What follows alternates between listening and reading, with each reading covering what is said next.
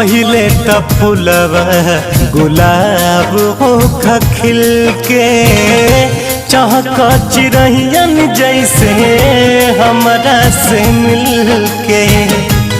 अब जब फेरलू नजरिया दिल समझावेला कि नए जान, अब जब फेरलू नजरिया दिल समझावेला कि नए जान, तोहरो के याद हमारे आवेला कि नए जान, तोहरो के याद हमारे आवेला कि ना।